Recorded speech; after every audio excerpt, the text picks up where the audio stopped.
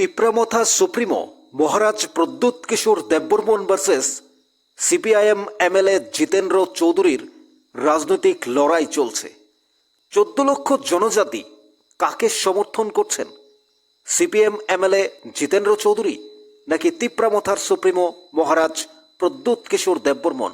কার সমর্থন সবচেয়ে বেশি জানতে চাই আমরা নিউজ ত্রিপুরা ওয়ান চ্যানেলের কমেন্টস বক্সে। তার বিশেষ কারণ হলো মহারাজ প্রদ্যুৎ কিশোর দেববর্মন ভার্সেস জিতেন্দ্র চৌধুরীর রাজনৈতিক উত্তাপ, রাজনীতির প্রশ্ন, আলোচনা, সমালোচনা চলছে। মাননীয় জিতেন্দ্র চৌধুরী মহারাজ প্রদ্যুৎ কিশোর দেববর্মনকে প্রশ্ন করছেন, কোথায় গ্রেটার ত্রিপুরা ল্যান্ড, কোথায় কনস্টিটিউশন সলিউশন, কোথায় তিপ্রাসার অধিকার? তিপ্রাসার আবেগ নিয়ে খেলছেন মহারাজ প্রদ্যুৎ, তিপ্রাসাকে ধোকা দিচ্ছেন মহারাজ প্রদ্যুৎ, ঠকিয়েছেন তিপ্রাসাকে। আবার পাল্টা মহারাজ প্রদ্যুৎ কিশোর দেববর্মন জিতেন্দ্র চৌধুরীকে প্রশ্ন করছেন, তিপ্রাসার ভোটেই জিতেন্দ্র চৌধুরী জিতেছে, ওনাকে বা ওনার বিরুদ্ধে প্রার্থী না দিয়ে ভুল করেছি। সাব্রুমে 2023-এর নির্বাচনে, বিধানসভা নির্বাচনে তিপ্রামথা প্রার্থী দেয়নি সাব্রুমে। তিপ্রামথার সদস্যরা জিতেন্দ্র চৌধুরীকে ভোট দিয়েছে, এটাই নাকি ভুল হয়েছে। মহারাজ প্রদ্যুৎ ভেবেছিলেন জিতেন্দ্র চৌধুরী জয়লাভ করলে তিপ্রাসার হয়ে কথা বলবেন, তিপ্রাসার হয়ে কাজ করবেন, কিন্তু তিনি উল্টো মহারাজ প্রদ্যুতের সমালোচনা করছেন বলেই মহারাজ প্রদ্যুৎ বলেছেন, তার বক্তব্যে স্পষ্ট তুলে ধরেছেন। তার প্রশ্ন হলো, জিতেন্দ্র চৌধুরী তিপ্রাসার হয়ে কাজ করছেন না, আগামী দিনে তিনি সেই ভোটের মধ্য দিয়ে তার প্রমাণ পাবেন। আবার মাননীয় জিতেন্দ্র চৌধুরী বলছেন, মহারাজ প্রদ্যুৎ আবেগে পড়ে তিনি রাজনীতিতে এসেছেন, তিনি বলেছেন রাজনীতি ছাড়বেন, কিন্তু রাজনীতি ছাড়েননি। আবার তিপ্রাসাদের নিয়ে খেলছেন, তিপ্রাসাদের ঠকাচ্ছেন। এবার 14 লক্ষ জনজাতি কাকে সমর্থন করছেন? কার সমর্থন সবচেয়ে বেশি? কারণ যতই এডিসি নির্বাচন এগিয়ে আসছে, যতই ভিলেজ কাউন্সিলের দামামা বেজে উঠছে, ততই রাজ্য রাজনীতিতে আলোচনা এবং সমালোচনার দামামা আরও বেশি করে বাড়ছে। মহারাজ প্রদ্যুৎ কিশোর দেববর্মন, তিনি তিপ্রামথার সুপ্রিমো, গুরুত্বপূর্ণ রাজনীতিবিদ। দিল্লি এবং ত্রিপুরার মধ্যে ওনার যাতায়াত সবচেয়ে গুরুত্বপূর্ণ। আগামী নভেম্বরের 3rd উইকেও দিল্লিতে স্বরাষ্ট্রমন্ত্রী অমিত শাহর সাথে মিটিং রয়েছে তিপ্রাসার অধিকার নিয়ে। তিপ্রাসার চুক্তিতে তিনি সাইন করিয়েছেন, তিপ্রাসার চুক্তি ইমপ্লিমেন্ট হবে, তিপ্রাসা অধিকার পাবে।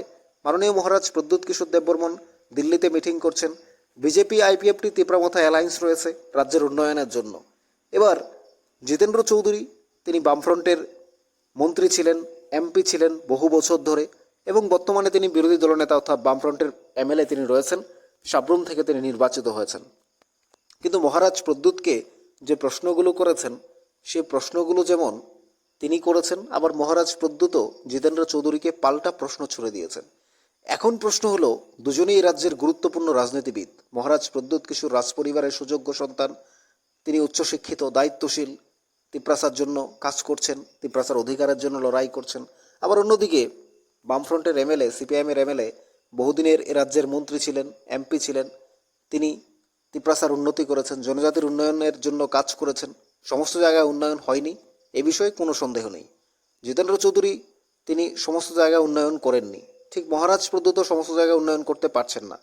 তাই দুজন দুজনের সমালোচনায় ব্যস্ত রয়েছেন, দুজন দুজনকে প্রশ্ন করছেন একের পর এক। আলোচনা সমালোচনার বাইরে গিয়েও প্রশ্ন করছেন একের পর এক, ঝাঁঝালো প্রশ্ন। আলোচনা তৈরি হয়েছে। আগামী কিছুদিন পর এডিসি নির্বাচন সম্ভাবনা রয়েছে, ডিসেম্বর কিংবা জানুয়ারিতে এডিসি নির্বাচন হবে। এই এডিসি নির্বাচন যতই এগিয়ে আসছে, ততই রাজনৈতিক উত্তাপ, রাজনৈতিক আলোচনা, রাজনৈতিক সমালোচনা এগিয়ে যাচ্ছে। মহারাজ প্রদ্যুৎ কিশোর ভার্সেস জিতেন্দ্র চৌধুরীর এই রাজনৈতিক হুঙ্কার, রাজনৈতিক আলোচনা, সমালোচনা এগুলো চলতে থাকবে। কিন্তু 14 লক্ষ জনজাতি যাদেরকে ঘিরে এই আলোচনা, যাদেরকে ঘিরে এই সমালোচনা, যাদেরকে ঘিরে তিপ্রাসা জনজাতি, আমরা যাই বলি, এই 14 লক্ষ জনজাতির ভোটেই এডিসি যারা প্রার্থী হবেন তারা নির্বাচিত হবেন। এই 14 লক্ষ জনজাতি কি ভাবছে? কার সমর্থনে রয়েছে?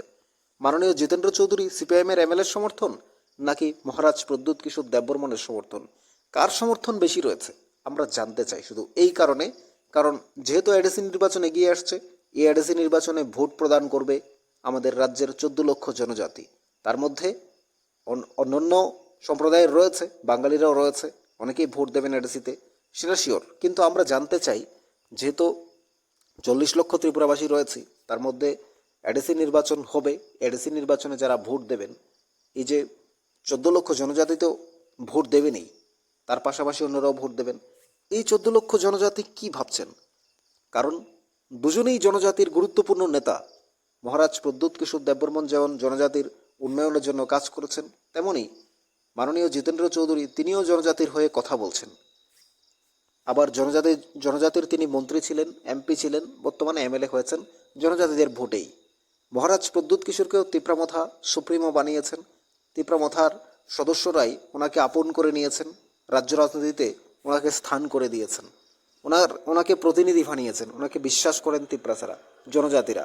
এবার এই 14 লক্ষ জনজাতির পুরোপুরি সমর্থন কার উপর রয়েছে? মাননীয় জিতেন্দ্র চৌধুরী নাকি মহারাজ প্রদ্যোৎ কিশোর দেববর্মন? কার সমর্থন বেশি? কারা বিশ্বাস করেন? কাকে বিশ্বাস করেন আপনারা? মাননীয় জিতেন্দ্র চৌধুরী, যিনি সিপিএমের এমএলএ ছিলেন, মন্ত্রী ছিলেন, আপনাদের প্রশ্ন হলো কেন এতদিন উন্নতি হয়নি? উন্নতি যদি সব দিকেই হতো, তাহলে এখন তিপ্রাসারা কেন অধিকারের জন্য আন্দোলন করছে? এখন কেন তিপ্রাসারা এই অধিকারের জন্য দিল্লিতে যাচ্ছেন? কেন স্বাধীনতার 75 বছর পরেও দিল্লিতে ছুটে যাচ্ছেন অধিকারের জন্য? কেন মুখ্যমন্ত্রী কাছে এখনও মিটিং করছেন মহারাজ প্রদ্যোৎ কিশোর তিপ্রাসার অধিকারের জন্য? তিপ্রাসার রাস্তাঘাট, বিদ্যুৎ, পানীয় জল, স্বাস্থ্য, শিক্ষা, পাহাড় কেন এই দুরবস্থায় রয়েছে? এই প্রশ্নগুলো মাননীয় জিতেন্দ্র চৌধুরীকে করেছেন মাননীয় মহারাজ প্রদ্যোৎ কিশোর দেববর্মন। তিনি যখন এমপি ছিলেন, মন্ত্রী ছিলেন, তিনি তো করতে পারতেন, পাহাড়ের ডেভেলপমেন্ট করতে পারতেন। পাহাড়কে 25 বছর শাসন করে কি করেছেন? এই প্রশ্নগুলো মহারাজ প্রদ্যোৎ কিশোর করে দিয়েছেন জিতেন্দ্র চৌধুরীকে। তিনি যদি পাহাড়কে উন্নতি করতেন, পাহাড়ের স্বাস্থ্য, শিক্ষা, পানীয় জল, বিদ্যুৎ এবং রাস্তাঘাট সমস্ত কিছু যদি উন্নতি করতেন, পাহাড়ে আজ তিপ্রাসারা এই দুর্ভোগে পড়তো না। তিপ্রাসার জন্য মহারাজ প্রদ্যোৎ কিশোর দিল্লিতে ছুটে যেতে হতো না। আবার মাননীয় জিতেন্দ্র চৌধুরী পাল্টা প্রশ্ন করছেন মহারাজ প্রদ্যোৎ কিশোরকে। 7 বছর হয়ে যাচ্ছে বিজেপি এসেছে, মহারাজ প্রদ্যোৎ বিজেপির সাথে ছিলেন, বিজেপিকে বিভিন্নভাবে সহায়তা করেছেন ভোটের সময়, বিধানসভার আগে পরে, সমস্ত দিক দিয়ে। যখনই ভোট আসে তখন তিনি বিজেপি থেকে আলাদা হয়ে গিয়ে বিজেপিকে দূর থেকে সমর্থন করেন আলাদাভাবে, অর্থাৎ ভোট কেটে তিনি সমর্থন করেন। 42টা সিটে প্রার্থী দিয়ে তিনি আগে বলেছেন বামফ্রন্টকে সমর্থন করবেন, কিন্তু পরবর্তীতে দেখা গেল বিজেপিকে সমর্থন করলেন তিনি প্রার্থী দিয়ে, ভোটগুলো কেটে নিয়ে বিজেপিকে জয়যুক্ত করিয়ে দিলেন। আবার এখন মাননীয় জিতেন্দ্র চৌধুরী বলছেন তাহলে গ্রেটার ত্রিপুরাল্যান্ড কোথায় গেল? তিপ্রাসাকে স্বপ্ন দেখানো হলো গ্রেটার ত্রিপুরাল্যান্ড হবে, ত্রিপুরা ভাগ হবে, আলাদা সেপারেট স্টেট হবে, সেগুলো কোথায় গেল? কেন হচ্ছে না তাহলে সেপারেট স্টেট? কনস্টিটিউশন সলিউশন, সাংবিধানিক সমাধান, সেটা কোথায় গেল? কেন হয়নি? তিপ্রাসার যে অধিকার সেগুলো ইমপ্লিমেন্ট হচ্ছে না কেন? বারবার বলা হচ্ছে তিপ্রাসার চুক্তি হয়েছে, land rights, political rights, economics, development, culture, history, পাহাড়ের রাস্তাঘাট, পানীয় জল, স্বাস্থ্য, শিক্ষা, সেগুলো দিয়ে উন্নতি হয়নি কেন? তাহলে জিতেন্দ্র চৌধুরী বলছেন আমরা 25 বছর রাজত্ব করেছি, আমরা করতে পারিনি, আমাদের সময় যদি না হয়ে থাকে তাহলে আপনি কেন করছেন না? এই প্রশ্নগুলো ছুড়ে দিয়েছেন মাননীয় জিতেন্দ্র চৌধুরীও। মহারাজ প্রদ্যোৎ ভার্সেস জিতেন্দ্র চৌধুরী যে একের পর এক রাজনৈতিক উত্তাপ, আলোচনা, সমালোচনা, ওনারা প্রশ্ন করছেন, একে অন্যের দিকে কাদা ছুঁড়ে মারছেন, এতে করে আগামী এডিসি নির্বাচনে আরও একবার আমরা বলতে পারি রাজ্য রাজনীতি আরও একটু উত্তপ্ত হবে, আরও বেশি প্রসারিত হবে। এই রাজ্য রাজনীতিতে আলোচনা সমালোচনা চলবে, তবে রাজনৈতিক উত্তাপ যত বেশি বাড়বে ততই সাধারণ মানুষ উপভোগ করবে এই রাজনীতির দিক দিয়ে। তবে এই 14 লক্ষ জনজাতির পাশাপাশি 40 লক্ষ ত্রিপুরাবাসী কাকে বেশি সমর্থন করেন? মাননীয় জিতেন্দ্র চৌধুরী বামফ্রন্টের এমএলএ, একসময়ের মন্ত্রী, এমপি, বর্তমানে বিরোধী দলনেতা, মাননীয় জিতেন্দ্র চৌধুরীর সমর্থন বেশি, নাকি মহারাজ প্রদ্যোৎ কিশোর দেববর্মন তিপ্রামথার সুপ্রিমো ওনাকে সমর্থন করেন বেশি? আমরা জানতে চাই নিউজ ত্রিপুরা 1 চ্যানেলের কমেন্টস বক্সে। আপনার মতামত জানাবেন অবশ্যই। থাকুন নিউজ ত্রিপুরা 1 চ্যানেলের সাথে।